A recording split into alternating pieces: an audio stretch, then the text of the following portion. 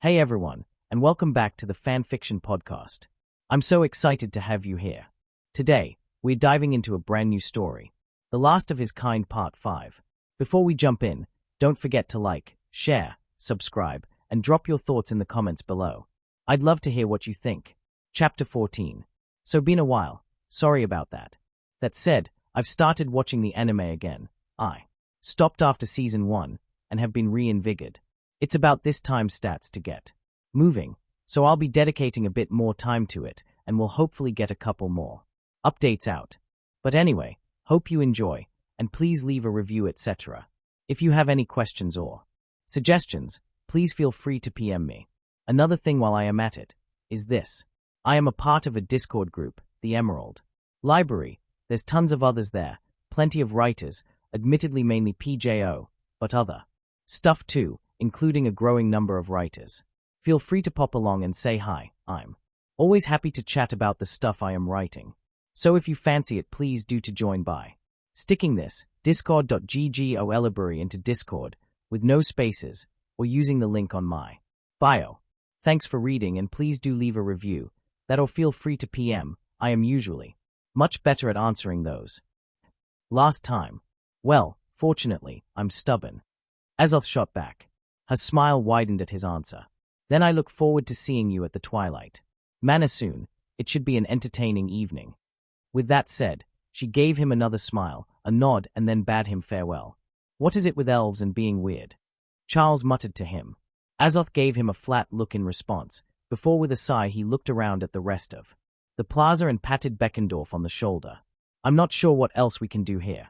Let's go catch up with the others. Right, Beckendorf nodded.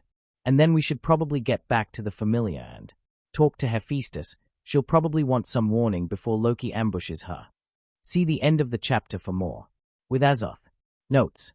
The loud crash of metal striking metal. The fiery heat of the forge gently tickling his skin. They were all familiar sensations, and welcome ones too.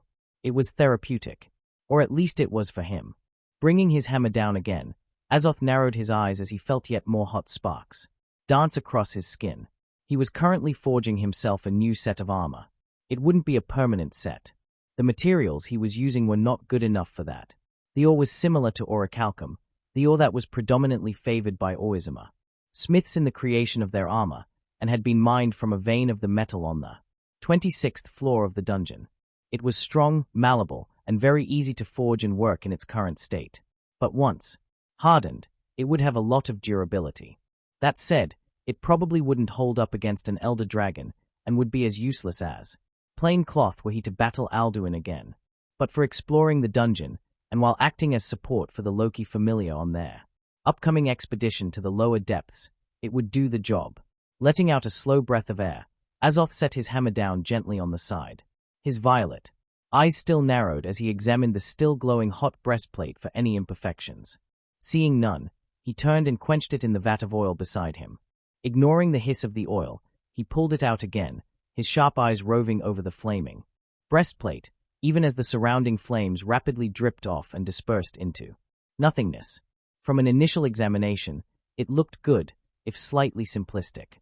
With a bit of filing around the edges and a few rounds of polishing, and the addition of the usual padding, hide straps and other accoutrements, it would be done.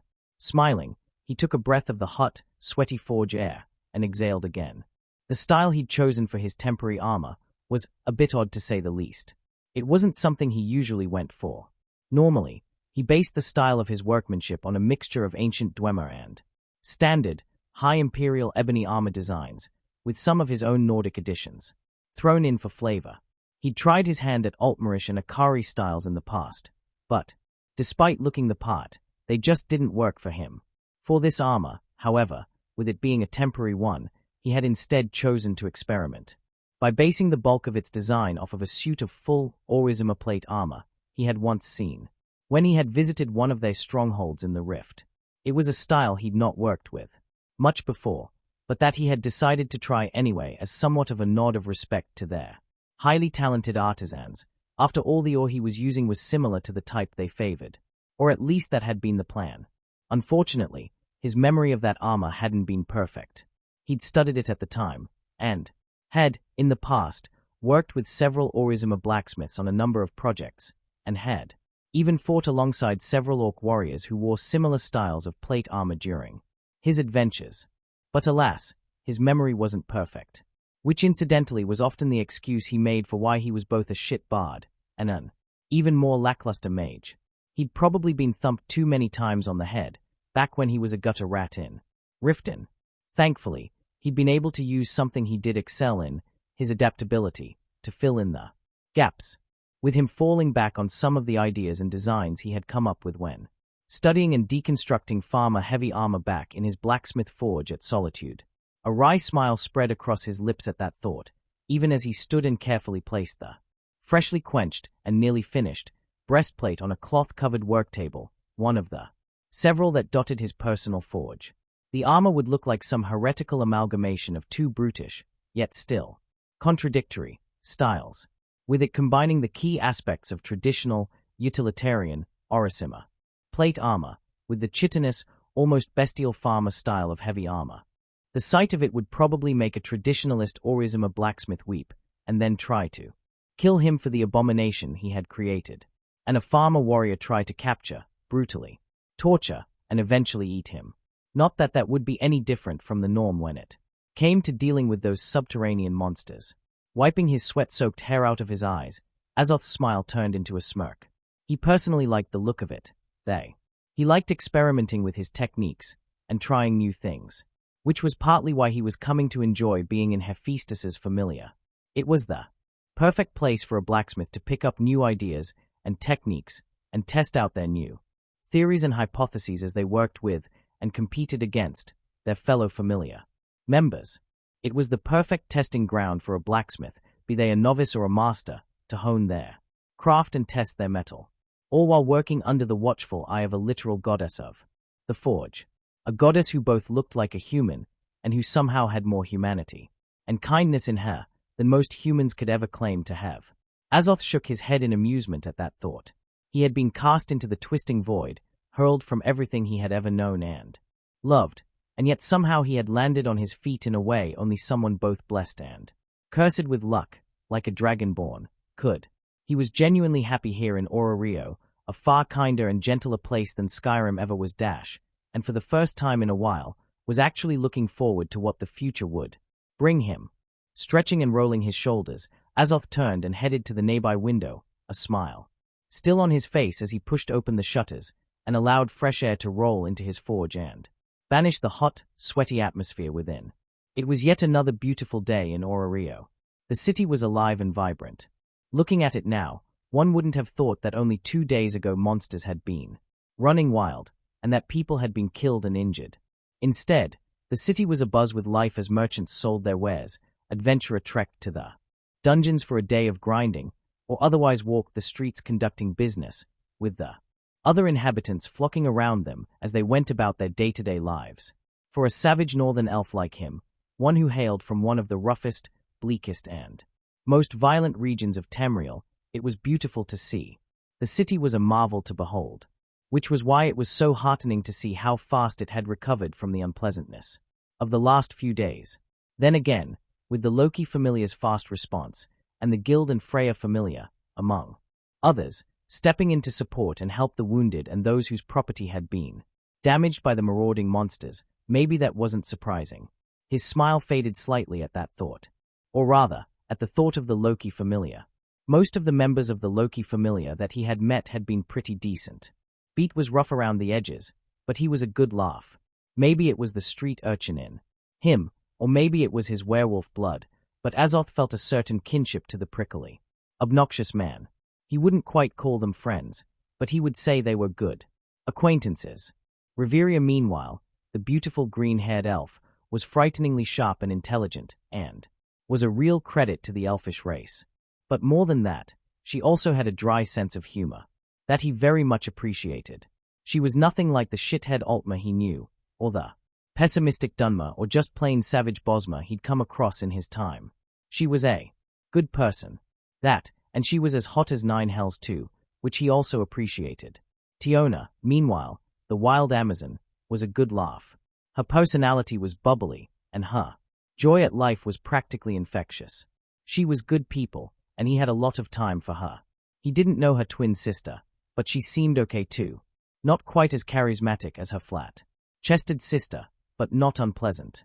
They were the kind of people he'd happily join on a quest. Finn, the captain of the Familiar, gave off good vibes. He seemed pretty honest for the most part, and despite looking like a child, pretty tough too. He didn't know him well, but he had come across as a decent guy. The same could be said about Gareth, the axe-wielding dwarf. He didn't know him well, but the guy had been loud and gregarious and would have fitted in perfectly at Jorvaska. Lefia, he didn't know her well, but she seemed sweet and innocent. That, and he found her obvious crush on Ace Wallenstein, the so-called sword princesses, to be endearingly cute. Thinking of Ace though, Azoth felt his brow furrow. She was the odd one out. Out of all the members of the Loki Familiar he had met, their elites, she was the only one that didn't seem to fit. She was a contradiction. Outwardly she appeared strong, confident, and stoic. But there was also an almost doll-like fragility to her. Where all the others had strong personalities, she was a personality void. She was just there. She didn't really laugh or smile, or add anything substantial. Instead, she just went with the flow, but not in the way he did, but rather in a way that spoke of sheer disinterest and detachment. She was like some kind of lifeless automaton. It was kind of creepy. Compared to the larger-than-life personalities that made up Loki's elites, she was little more than a wallflower. Azoth's frown softened. He was probably being too judgmental. After all, he didn't know her that well. Then again, he didn't know any of them that well. He had met them a few times and got hammered with them at the Hostess of Fertility once, and gone shopping with a couple too. But that was about it. That said, he would be getting to know them all better this evening.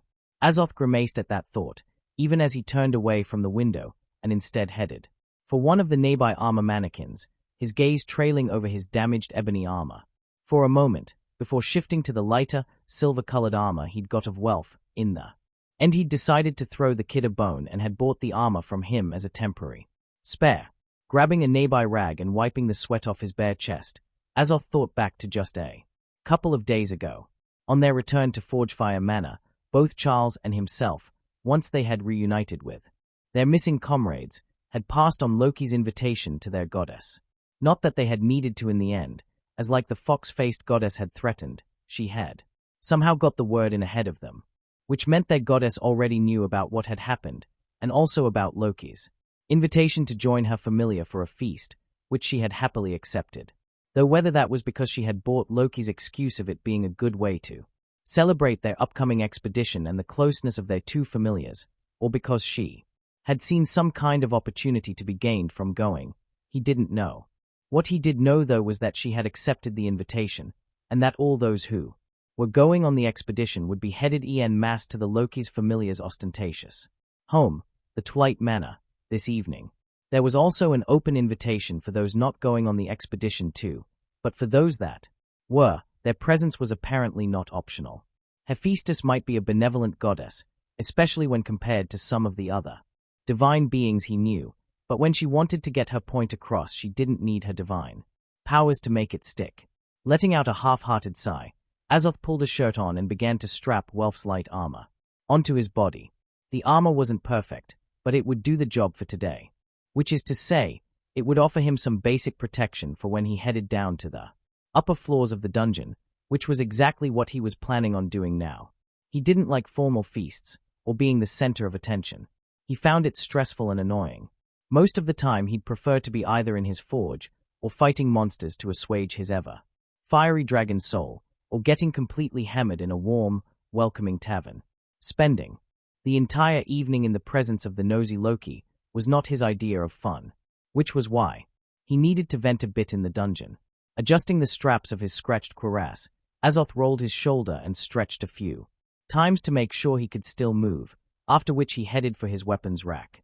His mood perked up slightly as he gripped Dawnbreaker's familiar hilt, even as he pulled it off the rack and strapped it to his right hip, his Daedric dagger soon following as he slotted the sheathed blade onto his other hip.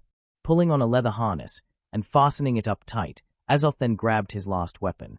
His eyes instinctively made contact with the screaming elf face that was engraved into the head of the axe, even as he lifted it off his weapons rack. Wuthrad, also known in the language of Atmora as the Storm's Tears. The irony of him wielding this axe was not lost on him. The mighty axe had once been wielded by Isgramor, the legendary warrior that founded the Companions.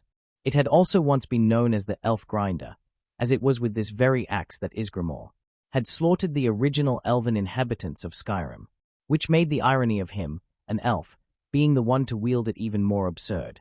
Legend had it that Wuthrad had been forged by Isgramor's son Ingol from his father's ebony tears, and that due to this, Isgramor's fury and all-consuming hatred of elves had been imbued into the double-bladed axe, making it the bane of his kind. It had literally been used to commit genocide on his kind, and yet here he was wielding it. Azoth's smile turned bitter at that thought. When he had first learned of the weapon's history, he had been tempted to smash it into pieces once more, and then hurl its shattered remains into the nearest volcano, heading to Solstheim had seemed like a good idea at the time. But thankfully common sense and petty spite had prevailed, and not only had he been able to avoid alienating the Companions by not trashing their most sacred relic, but he'd also been able to thumb his nose at Isgramor for being a genocidal shithead by usurping his axe and forcing it to follow the will of an elf. Not only had he become the harbinger of Isgramor's Companions, his legacy, but he now also stole his axe too. The guy might be long dead and buried, but a spiteful part of Azoth hoped that he'd be rolling in his grave or choking on ale up in Sovngarde, knowing that an elf had got one over on him. In the end, his smile turned vicious, even as he spun the deadly blade in his hand, and then holstered it onto his back. Time was tin, and he had some dungeon diving to do. It was just the kind of thing he needed to do to work out his frustration and stress, and to get himself into the right mood to deal with the upcoming evening's festivities at the Twilight Manor. Heading for the dungeon 20 or so minutes later, Azoth took the time during his work to look around at the ongoing activity. It was just like he had thought. The city had recovered exceptionally well after the unpleasantness just a few days past. It was enough to make him wonder how often things like that happened. Maybe not with monsters, but considering the city played host to thousands of adventurers, all of whom were grouped together in different, competing familiars, there was surely going to be tension and the occasional outbreak of hostility. Azoth hummed to himself at that thought, even as he entered the main plaza and looked around at some of the buildings. A few still bore the scars of what had occurred just 2 days before. The damage was not substantial, but it was noticeable. That said, it was far worse just the other day, which once again made him ponder the regularity of conflict within the city. From speaking with Hephaestus, Beckendorf, Erhard, and some of the others in his familiar, he had figured out the general hierarchy within Orario. There were hundreds of familiars in the city, and these familiars specialized in a whole assortment of different things. Some were exploration familiars which, as the name might suggest, explored the dungeons. Some were blacksmithing familiars, like his own, which crafted weapons and armor for other adventurer. Still others specialized in alchemy and creating medicines. Others were mercantile familiars, or specialized in agriculture, mining, and the hunting of monsters. Outside of the dungeons and the walled city, there were hundreds of familiars and hundreds of different things that they could focus on or specialize in. Some of these familiars had hundreds of members, others had only 1 or 2. It reminded him very much of some of the guilds from his homeland, except on a smaller scale, and with no one guild having a monopoly. Out of all the familiars, though, there were 2 that stood head and shoulders above the rest. The 2 premier familiars and the de facto rulers of the city, in that their patron gods had the most power and influence, and these were the Loki familiar and the Freya familiar. The reason behind their status, however, was not just the numbers of adventurer in their ranks, though, or the fact that they were both highly successful exploration-type familiars. Instead, the reason was the power, or rather, the level, of their adventurer. Of the thousands of adventurers in the city, the majority were level 1, like Welf.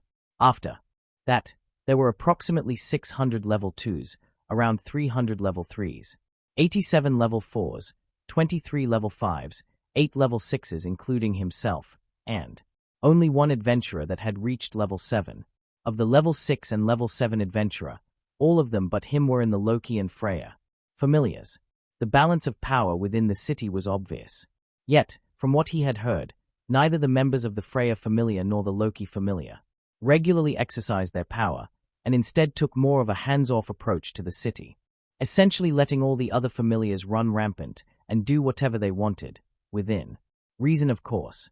The only thing regulating the other familiars, and keeping the fighting and conflict to a minimum, was the guild, a purely bureaucratic entity with no standing force, who at most could put sanctions on familiars or restrict them access to the services the guild provided. Which meant, effectively, the city was full of a multitude of warring factions of highly enhanced individuals who, so long as they kept the trouble low-key, could do and get away with whatever they wanted. A city full of would-be warlords, each of whom had their own territory of sorts, be it physical or otherwise. Azoth hummed to himself at that thought. Maybe conflict and fighting wasn't that rare in the city then. It would certainly explain the adaptability of the residents, the quick response to trouble, and the rapid returning to normality after the trouble had come to an end. Not so different from Skyrim, then, Azoth muttered to himself. It was smaller in scale compared to the harsh country of his birth, but the familiars were not too dissimilar to the different regions of Skyrim, only instead of Jarls and their courts, they had gods and their familiars, and instead of the Empire keeping the peace, they had the Loki familiar, Freya familiar, and the guild, keeping the status quo. Which did beg the question. Who were the Stormclerks in this analogy? Which familiar was it that was working behind the scenes to disrupt the status quo? Who wanted to use chaos and strife to their advantage to facilitate their rise to power? After all, they never did discover just who it was that let all those monsters out the other day. Azoth's eyes narrowed at that thought. He liked Rio. It had good vibes. He liked the people he had met here. But he wasn't naive. Chaos was a ladder, and there were always self-absorbed, narcissistic shitheads out there, looking to climb its rungs. Clicking his tongue at that thought, Azoth came to a stop by the fountain, his gaze instinctively shifting up as he looked up at the colossal Tower of Babel, the seal that sat over the top of the seemingly endless dungeon below. It was odd, but as he looked up at the intimidating tower, he couldn't help but feel like something was looking back at him. It was eerie. Repressing a shudder, his hand instinctively rested on the hilt of Dawnbreaker, even as he tore his gaze away from the looming tower, and instead headed in the direction of the entrance. Or at least he tried to, as instead he ended up walking face first into a large canvas bag, incidentally knocking the unseen owner of said bag over as he did so. "Oi!" A small, yet familiar, voice groaned. Rubbing his nose, Azoth glanced down at the stupidly oversized bag quizzical, before, without a word, he reached down and lifted the bag and the person attached to it off of the ground and turned them around so that they were now facing him, their feet dangling half a meter above the ground. "Well, hello, short stuff," Azoth smiled, as he spun the bag around, only to find himself face to face with the same snarky, female pallum that he'd healed up just the other day. Irritated golden-brown eyes met amused violet eyes, as the girl, now hanging several feet above the ground, kicked her feet back and forth irritably. "Don't call Lily short, you stupid elf." Lily growled, her eyes narrowing as she futilely tried to kick him. "And let Lily down too." Yeah, Azoth chuckled, carefully lowering Lily down so her small feet touched down on the sun-scorched paving below. "Why did you knock Lily over, Mr. Azoth?" Lily scowled accusingly, her arms folding as she glared up at him. She apparently recognized him too. "Yeah, sorry, it was an accident. I just wasn't looking where I was going." Azoth laughed, reaching out and patting her hooded head as he did so. Slapping his hands away, Lily growled at him again like an angry cat. "And stop patting Lily's head, it is inappropriate." Azoth grinned back, even as he cocked his head to the side. "Why do you have animal ears? Now, short stuff." Lily froze for a moment, before slowly, carefully answering. "Lily doesn't know what Mr. Azoth is talking about. Lily has always been a chianthrope." "Ah, Azoth hummed, his smile growing. "My memory might not be perfect, but I definitely remember you being a pallum the other day." Lily glanced around shiftily for a moment, biting her lip. "Lily doesn't know what you mean," she then said, her voice firm, before moments later her eyes narrowed curiously. "Have you just returned from the dungeon, Mr. Azoth?"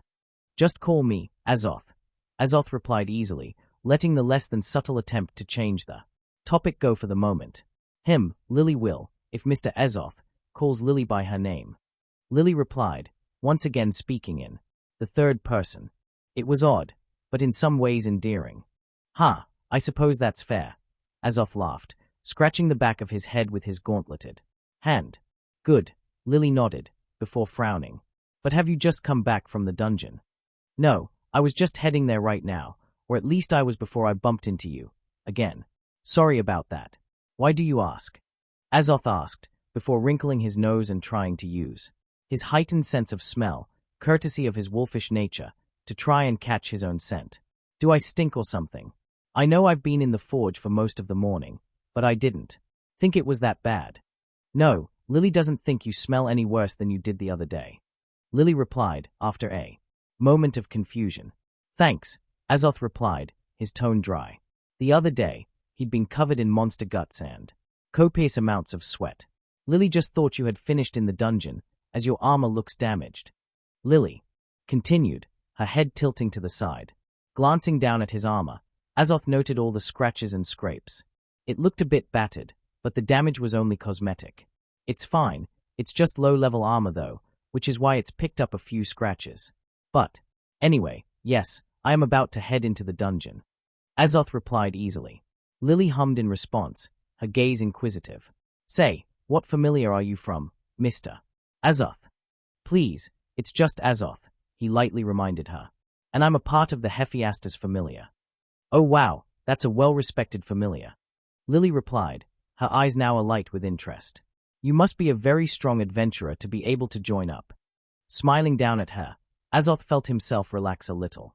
The girl had obviously never heard of him, which maybe wasn't surprising as aside from his little scuffle with Beat at the hostess of fertility, he hadn't done anything all that noteworthy. In fact, his only claim to fame was him being a level 6 adventurer, and even that information had not traveled all that far, as not even Tiona and the other Loki familiar members, those who were probably more knowledgeable about the goings-on in the city, had known until he had told them about. It was a nice feeling to not be recognized. "I've always been more of a smith than an adventurer," Azoth replied truthfully. He liked going on adventures and collecting new material to play around with, and just generally fighting, partly due to his nature.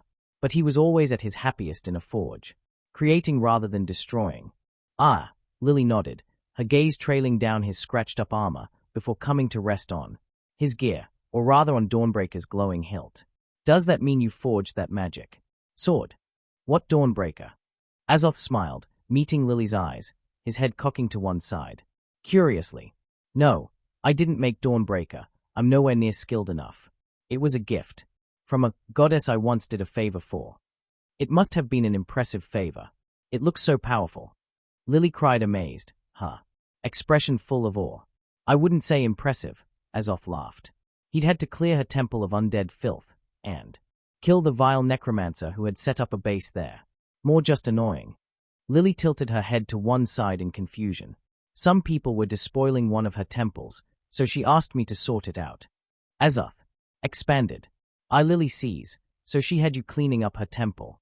Lily asked, a hint of amusement appearing in her golden brown eyes. "That's one way of putting it." Azoth chuckled. "You must have done a good job if she gave you a magic sword as a reward." Lily chirped. "A reward?" Azoth mused, before shrugging. "That's one way of looking at it. Personally, I just think she was tired of having it lying around gathering dust, and just wanted someone to use it again." Lily nodded, her expression earnest. "So what have you actually made so far then, Mr. Azoth?" "It's Azoth, Stumpy." Azoth smiled, his eyes twinkling as he saw her puff out her cheeks in displeasure. "And not much, really. I've made a spare sword, and started on a new set of armor, which is mostly done now, and that's pretty much it. I've not got a huge amount of materials or vellus to work with, so I need to build up a good supply before I make anything more impressive." "So, is that why you're going to the dungeon?" Lily asked, her gaze shifting onto his other weapons, his dagger dull black and with an over-stylized hilt, and Wuthrad who's screaming head was peering over his shoulder. "Among other things," Azoth shrugged. "I need to get more money, and to get some drop items and other bits and pieces too, plus I'll need to either buy some more or mine some myself. So yeah, I've got to do quite a bit of grinding." That said, the other reason is because I've got an unpleasant dinner planned for the evening and want to do some venting on the upper floors before I have to clean up and head out. Doesn't sound like you're looking forward to your date. Lily smirked. That's one way of putting it, Azoth grinned. Well, Lily can't help with your date, but if you're looking to go into the dungeons and do some grinding, Lily can help you there. Lily pressed on, her expression brightening, and her eyes widening in delight, probably at the thought of there be a way for her to pay him back. Oh really? How so? Azoth asked, a bemused smile on his face. He wasn't an arrogant person by nature, and he didn't like to just assume things, but he honestly wasn't sure what the girl's angle was here.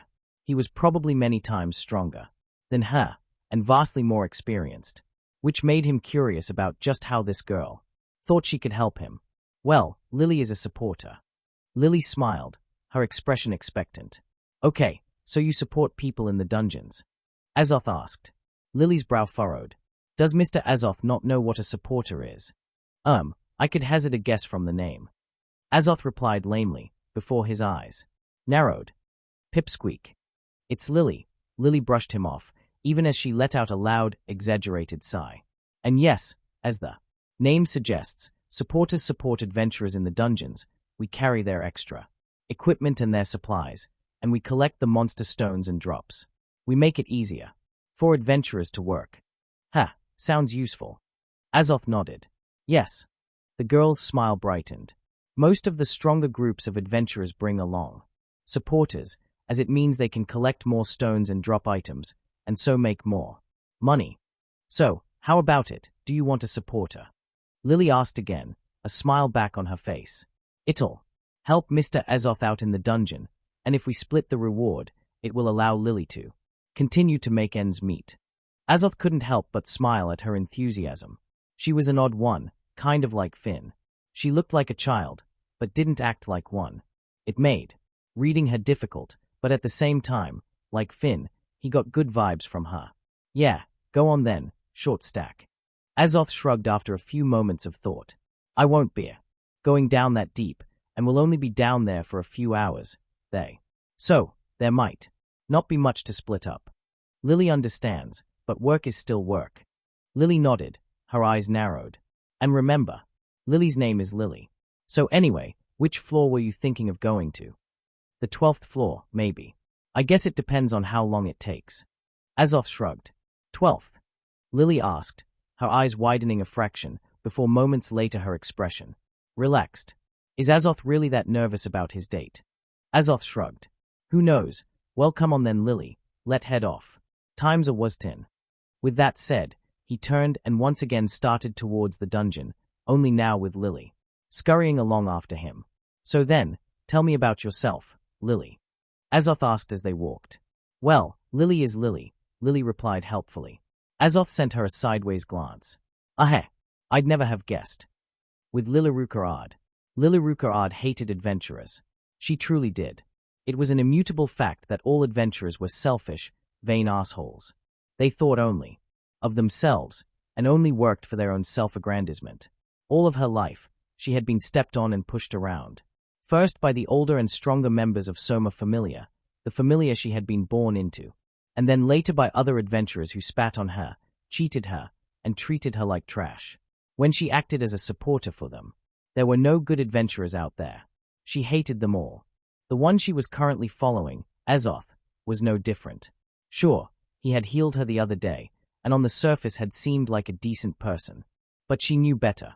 He hadn't helped her out of the kindness of his own heart. There was always an ulterior motive, always, and in spite of his poor attempts at humor, and the way he had constantly tried to rile her up, she had worked out his motive quickly enough. He'd done it to make himself look good in the eyes of the Loki familia. He saw that she was injured, and saw that they were nearby, and so he had stepped in before they could. Also he could be seen to be doing the right thing, and thus get Ghana himself some praise and recognition from one of the strongest familiars in Rio. It was sickening. At the time, she hadn't been sure just why that recognition had meant so much to him. But now, as she followed him into the dungeon and continued to dodge his probing questions, she knew their conversation by the fountain had been quite illuminating and had answered the remaining questions she had about just what it was that motivated him. It was greed. He was a novice blacksmith, a level 2 at best, and a newbie who had happened to get given a magic sword by some random goddess, and who now thought he was hot stuff. He'd only made some armor, one set of which he himself had described as low-level, already looked battle-scarred and damaged, and some cheap sword to act as a backup for the far superior magic sword he was given. That was all he had to his name as a smith, 2 suits of armor and a sword. It was nothing. His other weapons, the dagger and the axe, they all looked impressive, and were probably given to him too, but that was all. Being the owner of a magic weapon herself, she could recognize a magic weapon on sight, and neither of those weapons were magical. Instead, they were gaudy showpieces that probably belonged on a wall somewhere, and not in the dungeon. They pretty much encapsulated him as an adventurer, all show and no substance, which again explained why he wanted the Loki familiar's attention. He'd said it himself when they spoke. He was poor and needed money and materials, and a lot of them. Well, what better way for a smith to do that than to form a contract with a powerful adventurer? And who should he happen to show off in front of the other day but the Loki familiar, the home to some of the most powerful adventurers in Rio. It was all a game to him, a shortcut he could use to advance his position in his familiar, and to get all the attention and fame that came with that advancement. Lily clicked her tongue at that, even as she once again gave him a fake smile and gave him a simple answer to yet another one of her probing questions. Yes, despite his easygoing outer facade, she could see who he really was. She didn't like Azoth. He was a rude and arrogant show-off, an adventurer through and through. That said, he did have a very expensive-looking magic sword. Lily's eyes locked onto the glowing hilt of the blade, even as she followed the white-haired elf into the dungeon. Her lips curved up into a smile. Not that it would be his sword for that much longer. Chapter end notes. So what did you think? We have some dungeon diving next chapter, and then a feast at the Loki familiar, which will be followed by a Donatus and a bit of drama with the Loki familiar, Hephaestus familiar, the hostess of fertility, and Bel Cranel. That's next chapter, and the chapter after that. Then the XP edition will begin, and the story will really start ramping up, as Azoth gets involved in the events of Sword Oratoria, even as he weaves in and out of the main plot line. There is a lot of stuff I want to cover, so stay tuned for more, and I hope you enjoyed the chapter and haven't been too put off by the slow update speed. Real life, alas, gets in the way, and as much as I enjoy writing, it's not a job and not something I make any money off of. Either way, I am looking forward to writing more of this. Hopefully you enjoyed reading it, or continue to do so. If not, then please tell what you didn't like, or what you thought could have been done better. Please leave a review, comment, etc. If you have any questions or suggestions, feel free to PM me. Also, I am on a Discord with a load of other writers, so if you fancy popping over to ask questions or offer suggestions about this story, or any of my other ones, or to find new authors you might not have come across yet, please feel free to use the link in my bio. Thanks for reading, and I'll see you later. Greed 720. Chapter Notes. Chapter 15. So hello all. Here I am back again with another chapter. What can I say? I've been watching the new season of the anime and have been getting hyped. But anyway, hope you enjoy, and please leave a review, etc. If you have any questions or suggestions, please feel free to PM me. Another thing while I am at it is this. I am a part of a Discord group. There's tons of others there, plenty of writers, admittedly mainly PJO, but other stuff too. Feel free to pop along and say hi. I'm always happy to chat about the stuff I am writing. So if you fancy it, please do to join with this link. Thanks for reading, and please do leave a review. That'll feel free to PM. I am usually much better at answering those. Disclaimer, I do not own Danmachi or the Elder Scrolls. Last time, it was all a game to him, a shortcut he could use to advance his position in his familiar, and to get all the attention and fame that came with that advancement. Lily clicked her tongue at that, even as she once again gave him a fake smile and gave him a simple answer to yet another one of her probing questions. Yes, despite his easygoing outer facade, she could see who he really was. She didn't like Azoth. He was a rude and arrogant show-off, an adventurer through and through. That said, he did have a very expensive-looking magic sword. Lily's eyes locked onto the glowing hilt of the blade, even as she followed the white-haired elf into the dungeon. Her lips curved up into a smile. Not that it would be his sword for that much longer. See the end of the chapter for more. Notes. With Lily in the dungeon, no one had any respect for supporters. They were the lowest of the low. In terms of those gifted with the Falna, supporters ranked lowest on the hierarchy. For Lilirukar this was an immutable fact of life, one that had been beaten into her more than once over the years. A supporter's job was to carry items and equipment for proper adventurers, and to harvest the crystals left behind in the corpses of slain monsters. They were nothing more than pack mules and dogs' bodies. A servant class. From what she had seen, most adventurers deemed them to be little more than parasites. They were blessed individuals that were considered to be adventurers, and so instead had to leech off other, stronger, individuals to eke out a living. Their job was not a respected one, now one that anyone aspired to do. In fact, because of the reputation surrounding the role of supporter, no one in their right mind wanted to do the job. After all, who wanted to be a servant? No, instead most of those that gained a Falna wanted to be an adventurer, or rather they wanted to be heroes. They wanted to live up to the ancient legends many were brought on, like the legend of the Argonaut, or the tales of Heron. Unfortunately, not everyone was able to live out their dreams. Supporters might not be respected, but they were still a necessity, one which made life easier. For adventurers, especially those that delved into the deepest depths of the dungeon, this meant that the weak and desperate were often forced into fulfilling the role, either through bullying and peer pressure from within their familiars, or through the sheer necessity of them having to find a way to live. This was especially true for her. She'd had no real choice in the matter. Or rather, she had been given a choice, just not a good one. Either she became a good little supporter and paid her way within the familiar, or she got sold off to the pleasure quarter to provide income in a different manner, which for someone like her wasn't even an option. Luckily, she was adaptive by nature, a true survivor in every sense of the word, where others broke down under the pressure or allowed their will to fight to be beaten out of them. She persevered. She took the duff hand life had dealt her, and said fuck you and did the best she could with it. It didn't matter that she had to throw away her morals and become a petty thief. It was a necessity for her survival.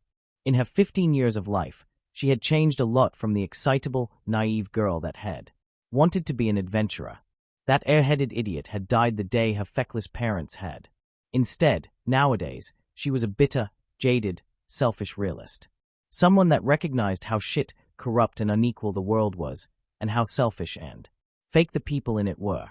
Looking back, she suspected her younger self would flinch away in horror if she were to see the kind of person she was destined to become. But then again, her younger self was a childish, ignorant fool. In a world where no one was born equal and where might made right, you either adapt or you die, and she refused to just lie down and die. Instead, she would take every opportunity she had to survive and thrive. She would do whatever it took to crawl to the top of the shit pile called society. Taking a deep breath at that thought, she slowly exhaled and opened her eyes. She knew what she had to do. Forcing a stupid smile on her face, she adjusted the large pack on her back and followed after her current mark. Shifting her gaze around cautiously as they continued their descent into the dungeon, her eyes quickly came to rest on the elf's armored back. Her smile slipped for a moment. The white-haired elf was an oddity. On the surface, he seemed quite laid back and calm. He was nowhere as stiff or cold as the other elves she had met. No, he was far more human in the way he acted. It was strange. Where an elf was closed off and reserved, he was open and friendly. It made her suspect that he was a half-breed, which would probably explain why his pointed ears were a bit on the short side for an elf. That, or he was an orphan that was raised by humans. Either way, he stood out from the crowd and not just became of his white hair, violet eyes and pale skin. No, it was his presence and the way he exuded amusement and friendliness. It was sickening, especially since it was so obviously fake. No one could be that naturally easy-going when preparing to delve into the dungeon, especially not a seasoned adventurer. Her eyes narrowed at that thought, even as her gaze once again trailed down to the glowing sword at his hip. He was an anomaly. The armor he wore was cheap, scratched, probably only meant for level 1s. Over the years, she'd gotten good at evaluating weapons and other equipment. It was a skill which lent itself well to thievery. As such, the quality of his armor made her think he was a newbie. But at the same time, he also wielded a magic sword. one which was admittedly gaudy, but otherwise looked pretty powerful, which made her reevaluate his level. No one would trust a level 1 adventurer with a magic weapon, especially an adventurer that would outwardly advertise that he possessed one. After all, the chances of a level 1 venturing into the dungeon and returning with their magic weapon was nil. In the end, they would either have it stolen off them by a greedy level 1 or 2 adventurer, or would be killed for it by a higher level adventurer. Either way, she doubted Azoth was just level 1, despite the quality of his armor and his happy-go-lucky disposition. From what she could infer, he was at least level 2.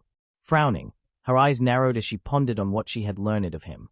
For one, she remembered her telling her that he had come from outside of Ororio, which meant he was almost certainly low level, as it was almost unheard of for any adventurer outside of Ororio to break past level 2. Sure, there were a few examples she had heard rumors of, but they were exceptions to the rule.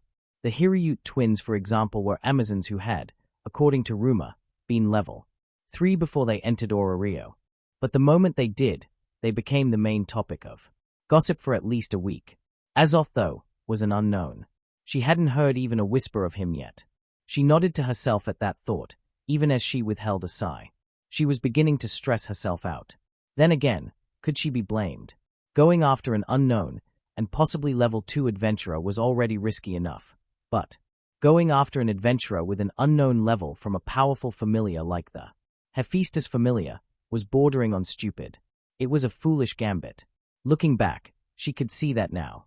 Unfortunately, she'd seen the weapon and noted his armor and allowed herself to be overcome with greed. She bit her lip at that thought, her gaze shifting to the sheathed sword at Azoth's hip. She didn't normally like taking risks.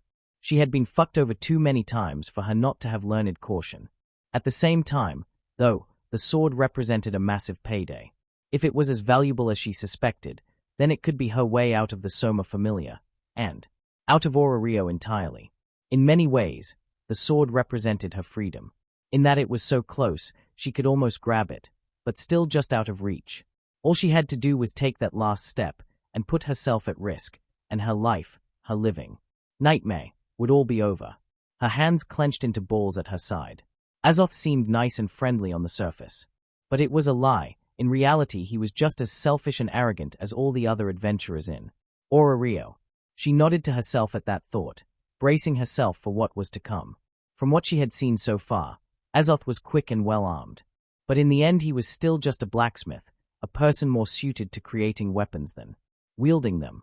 That, and he was a healer. She felt her heart steady at that thought. From what she had both seen and heard while around other adventurers, frontline fighters, as a rule, didn't tend to have healing spells, especially since such magic was a rarity, which once again led credence to her initial theory on the elf's level and skills. But at the same time, there was something about him that unnerved her. Something about the way he walked and talked.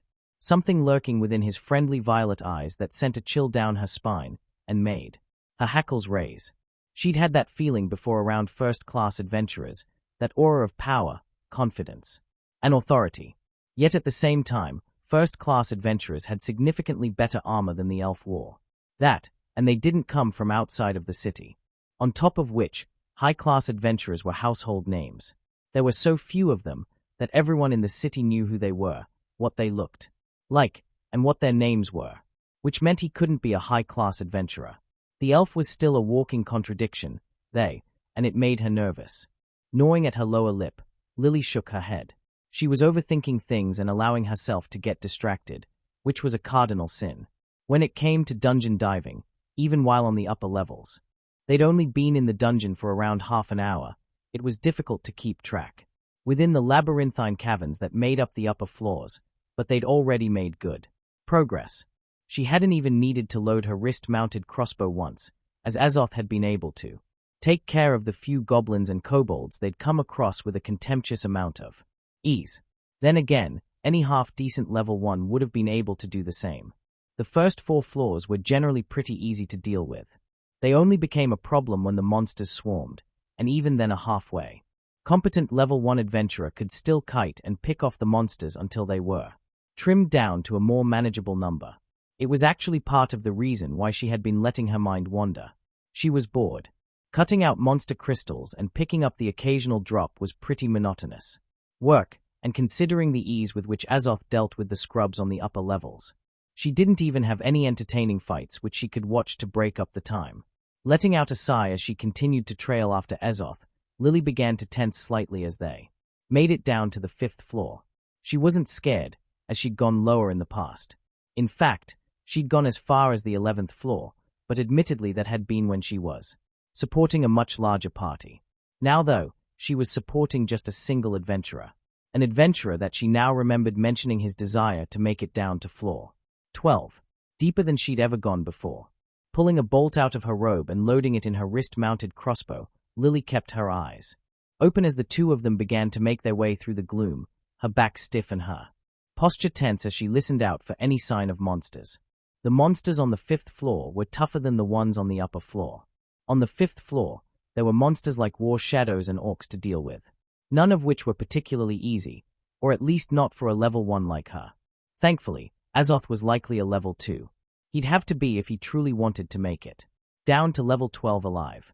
Taking comfort in that thought, she watched as the white-haired adventurer came upon the first group of monsters. There were 3 war shadows. Their forms were mostly dark, wispy and indistinct, but their wickedly sharp claws were very visible, even as all 3 of the monsters charged out of the shadows and towards the 2 of them.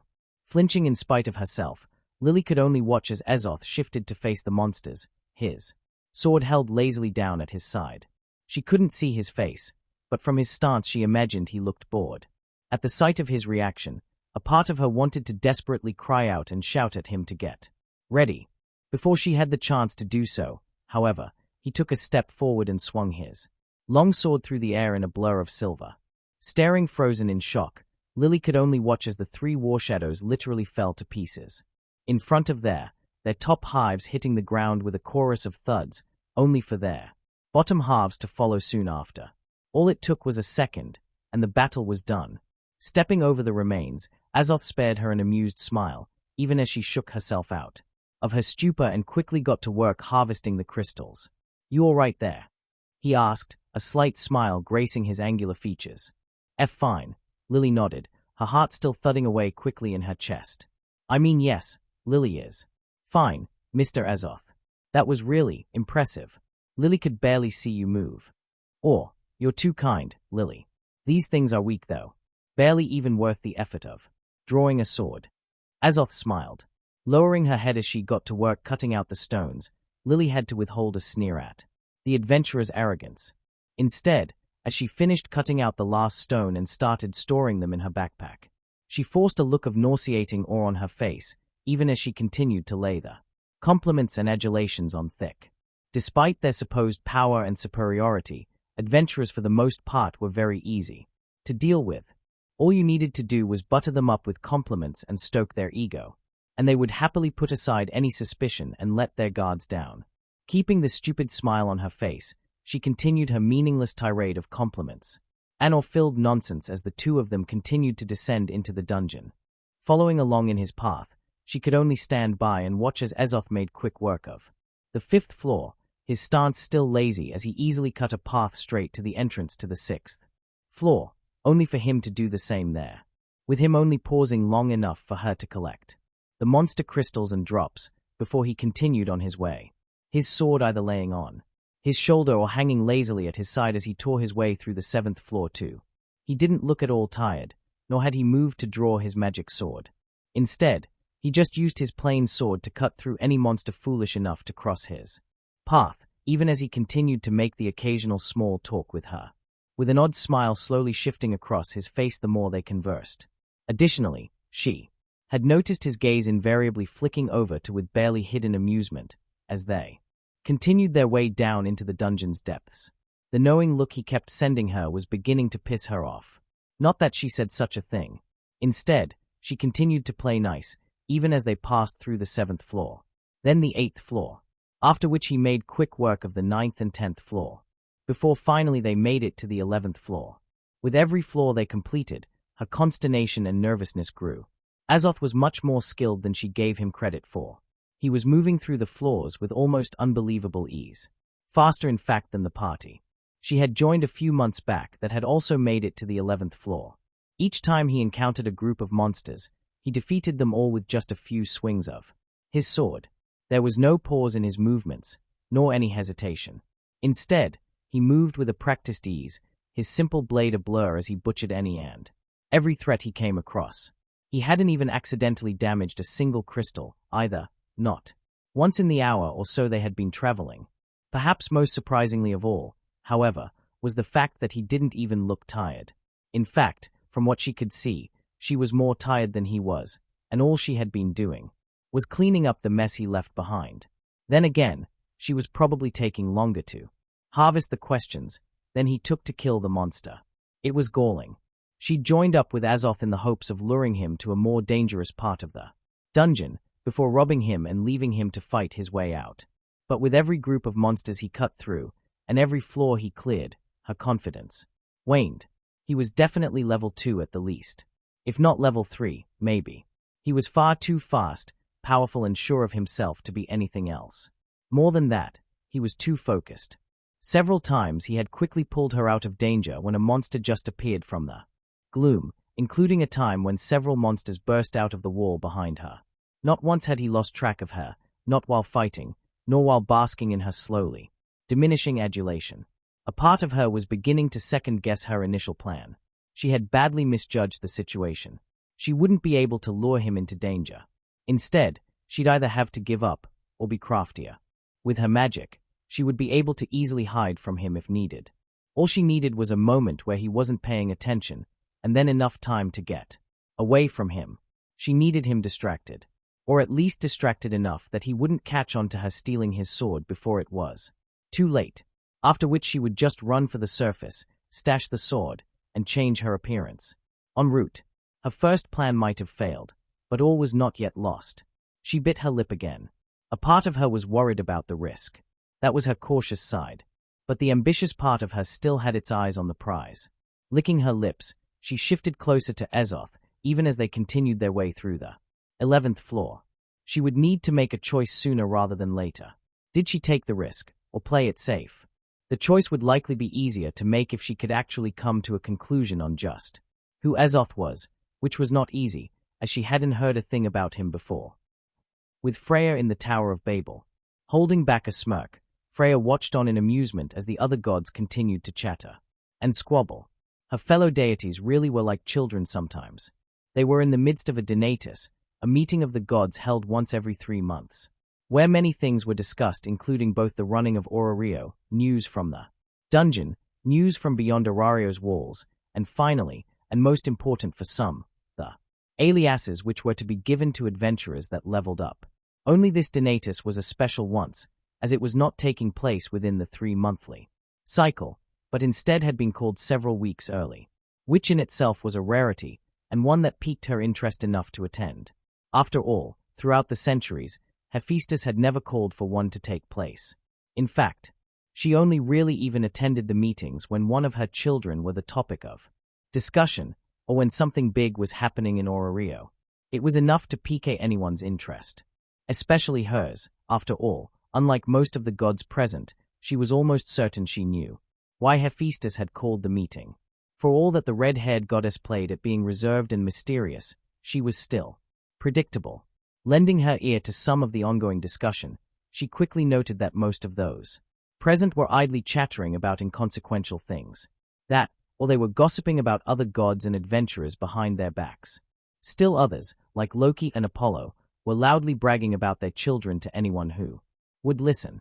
It was all so tedious. Just a bunch of vain fools posturing and showing off. Perhaps worst of all was the bickering, as some gods and goddess just started throwing snide comments and insults at one another, taking any and every opportunity they could to get in their digs and humble their contemporaries. Rolling her eyes, Freya settled back in her chair and continued to spectate, her lips twitching slightly as she saw Loki and Hestia once again engage in a verbal jousts, even as Loki threw her familiar successes in Hestia's face, while the other goddess quickly got personal and began to pick at Loki's insecurities around her human form. At times their feuding was amusing, but for the most part, it was an annoying sideshow, a distraction from what truly interested her, such as the prime reason she had deigned to come. to this Donatus. Glancing over at Hermes, she easily caught the blonde-haired god's eye, her lips twitching down slightly, even as she gave him a pointed look. Coughing nervously into his hand, the foppish blonde god nodded his understanding. He often acted the fool, but the messenger of the gods was more perceptive and far craftier than many gave him credit for. Come on, settle down, settle down. Hermes stood up, a bright smile on his face as he doffed his bicocket hat. We've got to get this last order of business sorted out sooner or later. It took a while, and a few more shouts for quiet from both Hermes and some of the more impatient deities, but eventually they did indeed settle down. Right, thank you. Now, for the last order of business today, we have a new child to introduce, Hermes pressed. Almost at once, the interest in the room peaked. All of those present knew that a new child would be getting introduced today. A rumor had been circulating in the upper echelons of Arario's society for several weeks. But just who it was still a mystery, or at least to most. For several of those present, the adventurer's identity was already known or at least heavily suspected. After all, there was only one unknown newcomer that had been making waves over the last couple of weeks, and it just so happened that this newcomer was a part of Hephaestus's familia, the exact same goddess who had announced they had a new member of their familia to introduce. It did not take a genius to work out, just someone marginally in tune to the goings-on within the city. Loki and Hermes definitely knew who it was, and Hestia, for all she appeared ditzy, probably did as well. As for the others, she suspected Dionysus, ever the crafty one, to know who it was, along with his regular partner in crime, Demeter. Those two had become as thick as thieves over the last few years. Hephaestus, if you would, Hermes smirked, his eyes now alight with mischief as he gave the red-haired goddess a short bow, before he gestured for her to take the stage. Bracing herself for what was to come, Hephaestus stiffly rose to her feet. A tense excitement filled the room. Several gods were now leaning forward in anticipation of the upcoming chaos. For her own part, she had to restrain the urge to roll her eyes.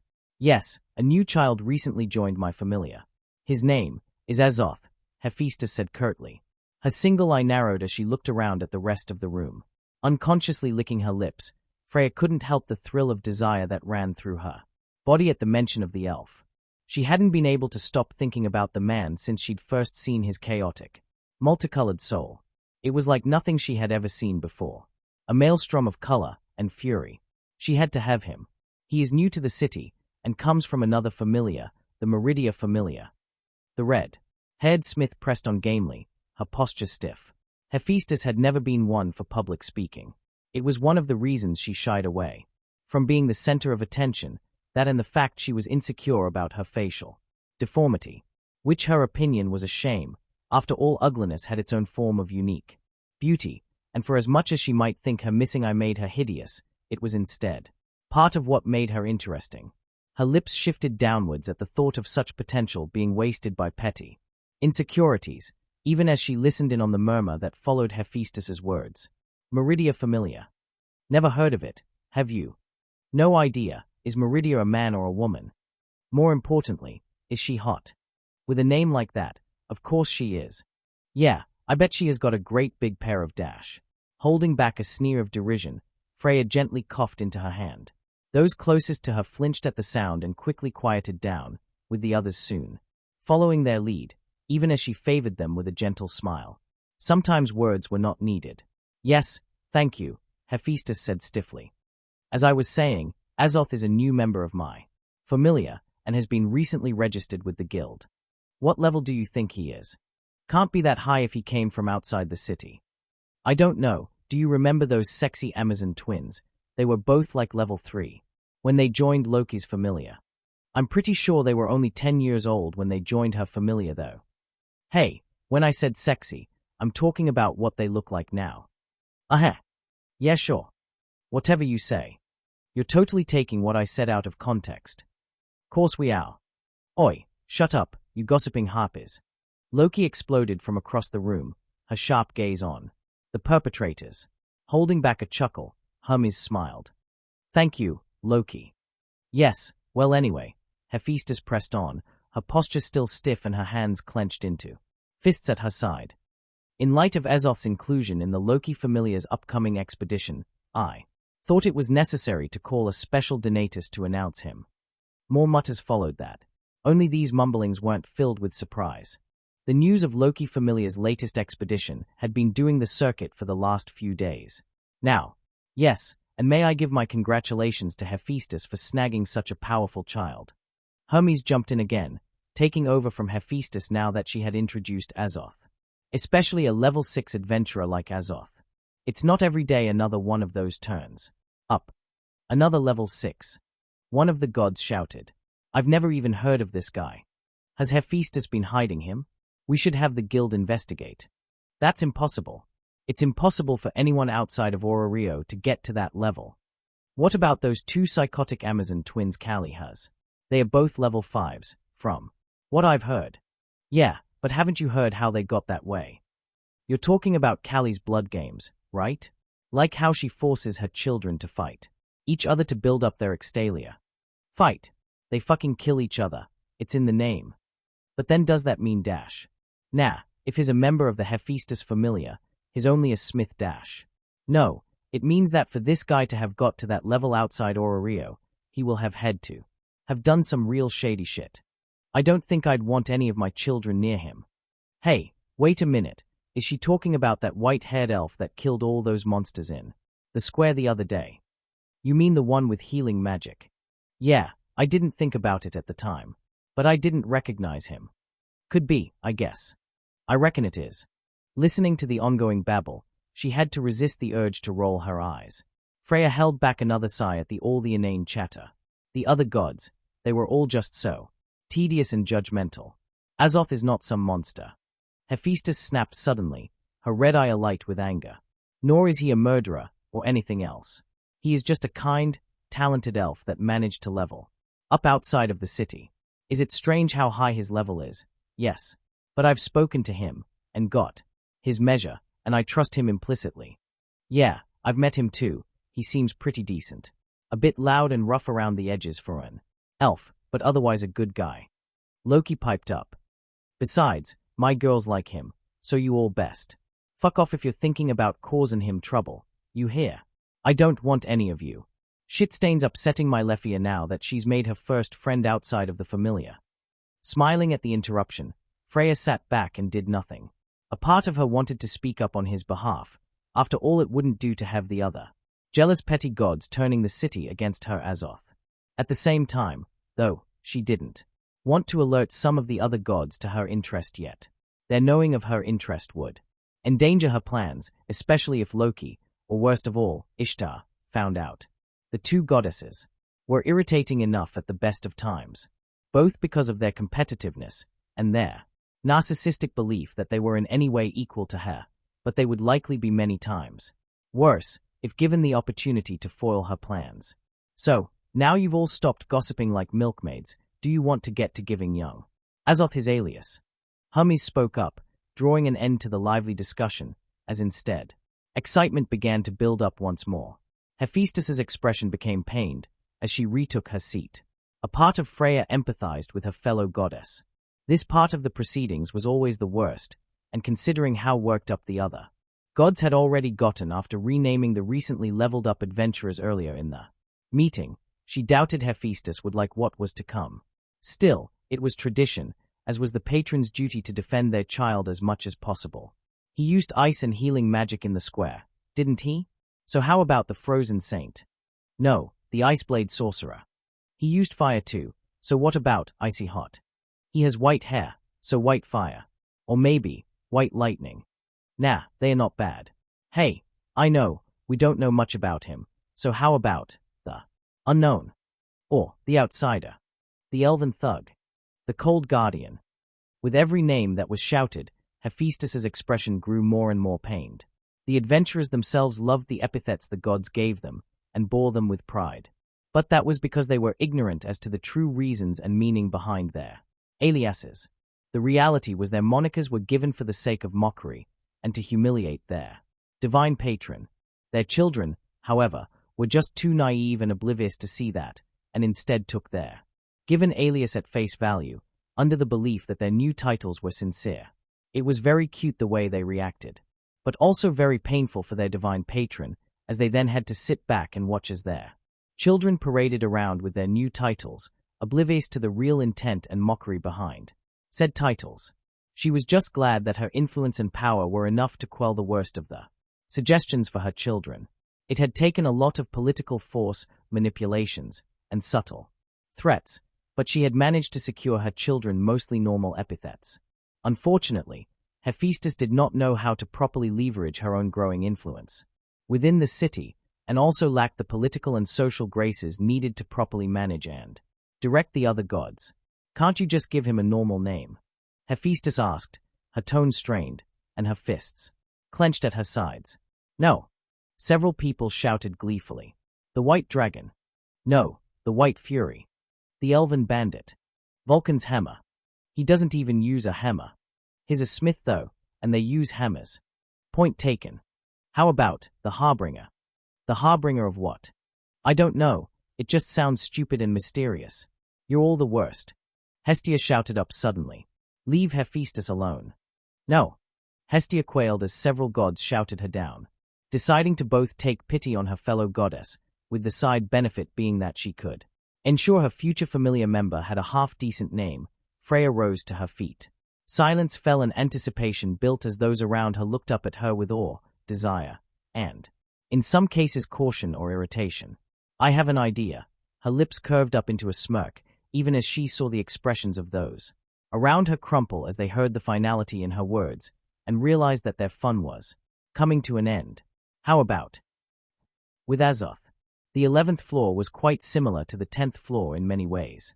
The walls were made of the same dark rock, and the area seemed to be little more than a catacomb of tight tunnels, leading to the occasional large open cavern, all of which was covered in a thin layer of white mist. It gave the area a spooky, quiet appearance. As he walked, he could see the mist around him occasionally shifting, as dark shapes appeared, and then moments later disappeared. Gripping his sword tighter, Azoth frowned as he looked around. He wasn't worried, or at least not about his surroundings. So far, the going had been easy. Almost embarrassingly easy, really. None of the monsters he had faced had put up much of a challenge. In fact, he'd fought tougher skeever than some of the monsters he'd come across so far. Most of them could be dealt with only a single swing of his plain, steel sword. Quite frankly, it was a bit boring. But then again, so was farming, which was what he was essentially doing. Track monsters. Kill them. Wait for their drops and soul gems to be collected. And then repeat. That was all he was doing. Most of the materials he was collecting were low level and poor quality, but could all probably still be sold to level 1 and 2 alchemists or smiths if necessary. As for the soul gems, the smaller ones could be traded in at the guild for money, the larger ones he would be using for his experiments in the forge. It wasn't fun work, but it was necessary. He needed money to buy new types of ore and better materials to experiment with. After all, he would be deep diving soon with the Loki familiar, which meant he would either need to patch up his old armor as best as he could, or buy and adapt a new set to hold him over until he could get his hands on some of the rarer material and all like mithril and dragon bone, and craft himself a new, higher quality set. That, and he thought killing some monsters would be a good way to waste some time before the feast at the Twilight Manor. Plus, he had also acquired a new supporter and wanted to run her through her paces to see whether she was worthwhile keeping around. So far she had been doing a good job. She knew to stay back when he was fighting, and was quick and deft with a dagger when it came to collecting the monster's soul gems. Unfortunately, despite her competence, he did have one issue with the younger girl. She was up to something. Exactly what, he wasn't sure. But one thing he knew for sure was that she was a thief. Having been one himself, he could recognize that much in her. It was the way she constantly scoped out her surroundings and kept an eye on him at all times. Or rather, the way she kept eyeing Dawnbreaker. He could see the covetous gleam in her eyes, and the way she kept track of her escape routes. Though whether she was planning a snatch and grab while he was distracted fighting monsters, or whether she was waiting for him to get in over his head and get killed, he wasn't sure. Either way, she was not a violent thief. She wasn't the kind that hunted their mark, and then mugged them at sword point. She had neither the physical presence nor temperament for that kind of work. Instead, She reminded him a lot of himself as a child. After all, he had been the runt of his little gang of pickpockets, the Black Dragons they had called themselves, a subsidiary gang of street-level thieves within the Riften Thieves Guild. Despite his diminutive size, though, he had been both quick and crafty, which in turn had allowed him to steal or acquire more money than the other street rats, which meant he had also been able to squirrel away more of it when the gang leader had come round demanding his dues. Quick hands and a strategic mind were far more dangerous than brute strength and viciousness, and Lily very much seemed to have those qualities, though she could probably tone down her mummery when it came to being subservient and simple. She was overdoing it a bit, or at least in his opinion, but otherwise she was playing a clever game, one that he had not quite worked out yet. She wasn't skimming the soul gems of monster drops she was collecting. He hadn't seen any of them disappearing into any hidden pockets in her bag, nor into her pockets. Nor had she tried to direct him to a certain area, like to a known monster pantry. No, instead she had just quietly followed his lead, all while buttering him up and stoking his ego, which was especially amusing considering he could see the barely hidden disdain in her large, hazel eyes whenever their gazes met. For all that she thought she was subtle, her overly expressive eyes were an obvious tell. Then again, considering what she had told him of supporters and their relationship with adventurers, he wouldn't be surprised if this was the first time one of her marks had ever paid her enough attention to see the contemptuous gleam in her eyes. That, or maybe he was better at reading people than he thought. A familiar, loud roar suddenly pierced through the fog, echoing throughout the mist cavern. They were both standing in, spinning around in an instant, his grip tightened as he raised his sword. "Get behind me, Lily," he said calmly, his gaze shifting to the short Paolum for a moment, before he then turned his attention to the surrounding mist. The roar was similar to the one he had heard only a short time ago on the streets of Ororio. Moments later, a huge monster burst out of the fog, with another of its fellows following soon after. Their long necks were extended, and their giant maws were open in a twin set of roars. He could already see thick globules of saliva dripping down from their dagger-like teeth. The monsters were both at least 1.5 meters tall at the shoulder, and probably 3 times that in length. They were small though compared to the others of their kind he had faced, not that he could really compare these dumb, wingless dungeon lizards with the dragons he had faced off with before in Skyrim. Shifting his footing, Azoth glanced back and saw Lily's frightened face. The girl had fallen to the floor in fear, her pale face twisting into an expression of pure, unadulterated terror at the sight of the 2 infant dragons, even as she scrambled backwards. On her hands. "Stay calm, Lily, I'm here," Azoth said, sending the smaller girl a gentle smile. From around him, he could hear the clamor of more clawed fleet as other monsters surged forward through the murky mists. He could see 6 dumb-looking orcs looming from the fog.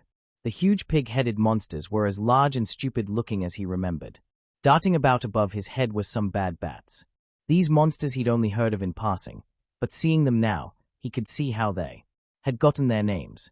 After all, they were large, pitch-black monsters with sharp fangs, large pointed ears, and dark bat-like wings.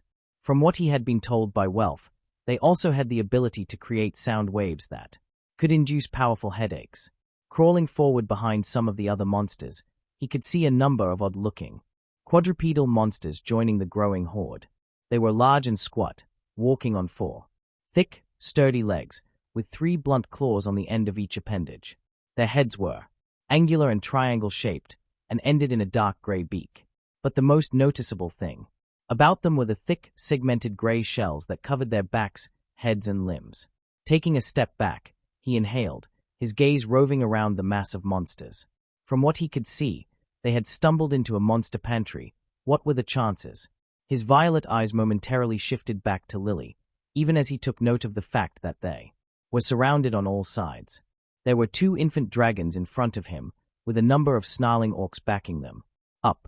Behind him he could see some of what he believed were called hard armors blocking his path, with some war shadows and imps crawling out of the shadows to join the hard-shelled monsters. Overhead, he could see dark shapes flitting back and forth as the swarming bats readied themselves to strike. He didn't like being surrounded in unfamiliar territory by significantly greater numbers. But at the same time, he wasn't scared. He had faced far worse than this. Perhaps in answer to that thought, A massive roar sounded out from above. Glancing up, he felt his stomach clench as he saw a large, dragon-like monster detach itself from the shadowy roof of the cavern. It was big, more than 5 meters long including its spiked tail, and had a pair of big, bat-like wings with claws at the end, both of which were currently hooked around 2 stalagmites as it crawled out of the wall, its draconic face twisted in a vicious snarl as it gazed down at him. Licking his lips, he felt his heart begin to race. This was more like it. It was still a bit on the small side, but this was the closest thing to a dragon he'd seen since arriving in Rio. Behind him, he could hear Lily whimper. Unlike him, she didn't seem at all excited. That was a shame, but still, she wouldn't be the one fighting. Come get some. Azoth shouted gleefully as he sheathed his plain sword and drew Dawnbreaker. He couldn't charge into their midst like he wanted to, not without leaving Lily unprotected. But he could still try and taunt them into charging him. Stay close, Lily, Azoth said as the collective mass of monsters roared their own challenge. Back at him. Whatever you do, don't run. If you do, they'll chase. Before anything else could be said, the monsters rushed him en masse from every side. Foo's row. A mid-powered blast of blue energy tore apart a half-dozen orcs and several bad bats. Their remains flying back and spattering the other monsters behind them. Twisting, Dawnbreaker was a blur as he cut another bad bat in half, his other hand already moving as he then grabbed its now flaming corpse and hurled it into one of its screeching fellows. He could feel his ears screaming in protest as the remnants of the shriek hit him. Fuck off, he shouted, his bloody free hand still extended as he followed his toss with an explosive blast of fire. His vision blurred for a moment, before it sharpened again as heat and flame exploded in all directions, consuming several more bad bats and setting a number of nearby orcs on fire. Turning on his heel, his eyes locked on the fast-moving imps and war shadows as they rushed him. One of the war shadows were merely a foot away, their claws extended as they made to rake them across his face. Fuse row DH. A full-powered unrelenting force shout blew the war shadows and imps into bloody chunks, scattered the lumbering hard armors, and partly shattered the wall behind them. Furrowing his brow, he turned and grabbed Lily's oversized backpack and hurled both it and her forward and into the now barren space behind him. With a shrill cry, the Palum landed in a tumble of limbs, her bag now stained with monsters' guts, and her back now to the partly broken wall. Hazarding a glance back, Azoth was just in time to see a large claw smacking into him as the first infant dragon reached his position. His breastplate shattered on impact with the claw. But otherwise he was fine, as he absorbed the force of the blow and allowed it to carry him back and towards Lily. The surrounding monsters weren't tough, but their numbers were annoying. Rolling with the force of the infant dragon's blow, Azoth quickly regained his feet, his free hand already raised and covered in misty hoarfrost. 3 short spikes of ice struck the mini-dragon as it descended from the roof, shredding the thin membrane on one of its wings and knocking it off its flight path as it instead hurtled to the ground and crushed one of the remaining orcs. Shifting his attention, he batted one of the infant dragon's claws aside as it lunged for him, creating enough room for him to dart forward, his free hand now clenched and chambered. Before with a grunt he punched the overgrown lizard in the chest. His armored gauntlet shattered on impact with the monster's hide, even as he felt his fist push through the broken metal and hide and penetrate the dragon's chest cavity. Hot black blood poured down his arm as he reached into its core, his hand clenching around a familiar object within. Looking up, he saw the other infant dragon lunging forward, its eyes blazing with fury, and its teeth bared, even as the dragon he was elbow-deep in howled in anger and pain. To his side, he could see Lily firing off a bolt from her wrist-mounted crossbow. The bolt bounced off of one of the charging hard armor's beaks, ripping the first infant dragon's stone out of its chest. Azoth dropped the stone and in the same motion grabbed his dagger in his now blooded hand, his eyes narrowing as the remains of the infant dragon in front of him exploded into black dust. Twisting, he hurled the dagger up and into the eye of the remaining dragon as it got within biting distance of him, his violet eyes already on the hard armor as he deftly avoided the now dead and falling dragon, as he instead interspersed himself between the nearest hard armor and Lily, his sword already move as he lashed out and cut its head clean in 2 before it had a chance to react to his presence. Behind him, he could hear a thud as the now-deceased infant dragon hit the ground, dead. Gan La Has. At that same moment, A wave of purple energy erupted from his mouth as he roared at the remaining hard armors. The moment the crackling purple energy hit them, the hard armors ground to a halt, their forms quivering and shaking as his shout took hold. Before seconds later they started to let out shrill wailing sounds, black blood oozing from their eyes and peaks as they thrashed around, their forms now enshrouded in the wispy purple light as it ate away at their vitality and life forces. Now some chained lightning, Azoth muttered, summoning the remains of his magicka reserves as he turned again. His free hand was wreathed in lightning as he pulled it back, building up more of a charge. Before seconds later he unleashed it on the now land-bound wyvern as it rushed him. The creature was so close he could almost smell the stench of its fetid breath and see the mindless savagery in its golden eyes. Watching as the lightning arced through the air, his lips twisted into a vicious smile as he blasted it away, lighting crackling through its form, popping its bulbous golden eyes like ripe berries, before it arced off and tore several remaining imps and war shadows. Several thuds followed as the now electrocuted monster fell to the ground in smoking heaps. Taking a step forward, Azoth didn't pause for a moment as he swung Dawnbreaker down and beheaded the injured but still living wyvern. Fire and heat followed as its corpse burst into flames, only for him to kick its fire-covered body aside. Turning on his heel, Azoth took in his surroundings. It had only been a few minutes, but the fight was already over, and monster bodies now littered the entire area. Most of them were in pieces, save for one of the infant dragons, the still smoking remains of the larger winged dragon, and the hard armors, all of which were now curled up and contorted and unmoving like dead insects. Sheathing Dawnbreaker, Azoth took a step forward and wrenched his dagger out of the dead infant dragon's eye socket with a wet squelch. His attention was now only partly on his surroundings, as he instead took note of the shattered remains of his armor. The gear Welf had loaned him had been decent enough for a low-level adventurer, but its quality hadn't been enough to surpass the 10th floor.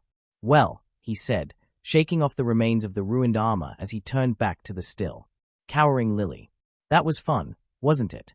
In response, Lily could only stare at him, her eyes wide and fearful. "So, do you want to continue on, or do you fancy heading back up to the surface?" He continued, with a winning smile now on his face. A part of him suspected that things hadn't gone the way she had been expecting them to. Chapter end notes. So not gonna lie, I can't think of a good alias, one that is suitable edgy or cringy enough, without being so cringe that I would struggle to write it without dying inside. Any ideas or suggestions would be appreciated. Other than that, this is a fairly action-heavy chapter. Suffice to say, I don't think Lily will be pulling any fast ones anytime soon, not after being so traumatized. That said, she won't be disappearing either, as I like her character. Next chapter will end this trip to the dungeon, cover a meal at the Twilight Manor, a meet and greet at the hostess with some familiar members, and the final setup before the big trip into the dungeon's depths. So yeah, I hope you enjoyed the chapter, as there is more to come. Also, I am on a Discord with a load of other writers, so if you fancy popping over to ask questions or offer suggestions about this story, or any of my other ones, or to find new authors you might not have come across yet, please feel free to use the link in my bio. Thanks for reading, and if you have any suggestions or questions, feel free to PM me or find me on Discord. Catch you later. Greed 720. The next part is on its way, so unless you want to be that one person who hears about it last, like and subscribe now to stay ahead of the game. Trust me, you won't want to miss what happens next. It's about to get epic. Thanks for listening. Catch you in the next chapter.